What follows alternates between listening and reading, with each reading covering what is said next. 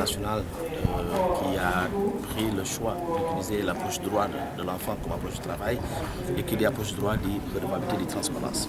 Ceci étant dit, nous sommes dans notre 3e édition où nous ouvrons nos portes à tous les acteurs avec lesquels nous travaillons d'arrache-pied pendant toute l'année et au premier desquels, monsieur le gouverneur de la région du Nord. Donc aujourd'hui, nous avons présenté l'exécution budgétaire avec tous les compartiments de notre budget, ainsi que quelques difficultés que nous avons eues. Et nous avons tracé un peu, présenté, devrais-je dire, notre intervention en 2018.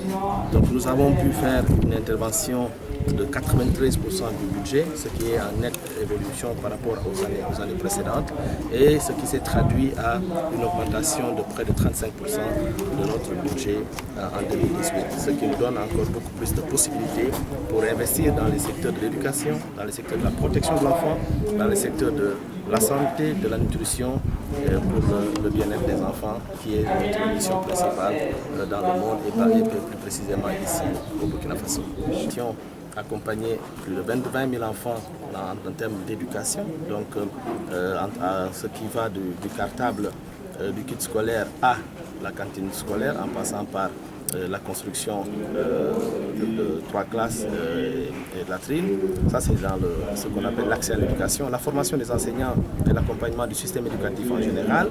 Nous avons ainsi la mobilisation de la communauté autour de l'école, c'est notre 3e axe en éducation. En termes de protection de l'enfant, nous sommes en train d'exécuter un programme avec certains partenaires financés par l'Union européenne et nous sommes aussi également dans la commune de Séguénéga à travers 2 grands programmes que nous avons, le programme Permettre avec l'ONG internationale Télésom et le programme PIDES qu'on appelle programme intégré de développement de l'éducation de Séguénéga. 12 salles de classe construites et équipées. Nous avons plusieurs hectares enclavés. La poursuite de la lutte contre la malnutrition aiguë dans nos zones d'intervention. Nous changeons d'approche pour passer de kits scolaires à dotation de matériel didactique parce que l'État, en mettant en place des kits scolaires, nous avons pensé que ce serait un doublon. L'accompagnement des écoles en cantine scolaire, nous savons également que l'alimentation scolaire est un des gages de qualité d'éducation. L'accompagnement global du système de l'éducation, du système de santé, du renforcement des moyens d'existence des communautés. Voilà pour les chantiers que nous avons avec une nouvelle approche à Séguénéga. Nous allons instaurer ce qu'on appelle le corps programme, le corps de base, qui ne se limite plus dans la tranche d'âge des enfants de primaire, mais qui prendra en compte les enfants de 0 à 18 ans.